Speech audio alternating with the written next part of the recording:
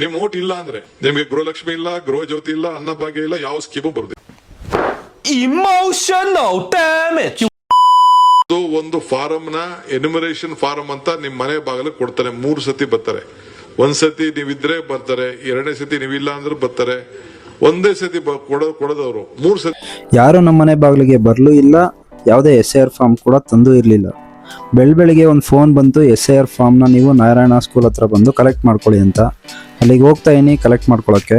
ಇನ್ನೇನು ಮಾಡೋಕ್ಕಾಗಲ್ಲ, ಇವ್ರಿಗೂ ಪಾಪ ಅಂಗನವಾಡಿ ಕೆಲಸ ಬಿಟ್ಟು, ಅದು ಸಂಡೇ, ಇಂಥ ಪ್ರೆಷರಲ್ಲಿ ಇವ್ರು ಕೆಲಸ ಮಾಡ್ತಿದ್ದಾರೆ ಅಂದರೆ ನೀವೇ ಅರ್ಥ ಮಾಡ್ಕೊಬೇಕು. ಇವರು ಕೂಡ ತುಂಬ ಅಂದರೆ ತುಂಬ ಕಷ್ಟಪಡ್ತಾರೆ, ನೀವು ಕೂಡ ನೋಡಿ.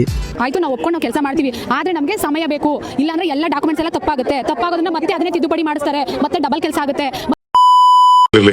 ನಿಮ್ ಓಟ್ ಇಲ್ಲ ಅಂದ್ರೆ ನಿಮ್ಗೆ ಗೃಹಲಕ್ಷ್ಮಿ ಇಲ್ಲ, ಗೃಹ ಜ್ಯೋತಿ ಇಲ್ಲ, ಅನ್ನಭಾಗ್ಯ ಇಲ್ಲ, ಯಾವ ಸ್ಕೀಮು ಬರುದಿಲ್ಲ. ಮೇಜರ್ ಓಟೇ ತಾನೆ, ನಿಮ್ ಗುರ್ತಿನ ಚೀಟಿನೇ ತಾನೆ.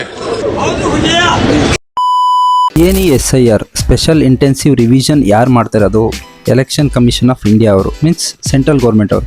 ಈ ಸೆಂಟ್ರಲ್ ಗೌರ್ಮೆಂಟ್ ಅವ್ರಿಗೂ ಸ್ಟೇಟ್ ಗೌರ್ಮೆಂಟ್ ಅವ್ರಿಗೂ ಏನು ಸಂಬಂಧ?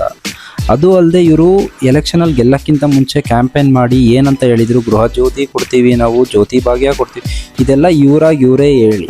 ಈಗ SIR ಮಾಡ್ಬೇಕಾದ್ರೆ ಓಟ್ ನಿಮ್ದಿಲ್ಲ ಅಂತ ಅಂದರೆ ನಾವು ಅದನ್ನು ಕೊಡಲ್ಲ. ಏನು ಸಂಬಂಧ? ನನಗಿದು ಅರ್ಥ ಆಗ್ತಾ ಇಲ್ಲ. ನಾನು ಈ ಪ್ರಶ್ನೆನ ನಿಮಗೆ ಕೇಳ್ತಾ ಇದ್ದೀನಿ ಅಷ್ಟೇ.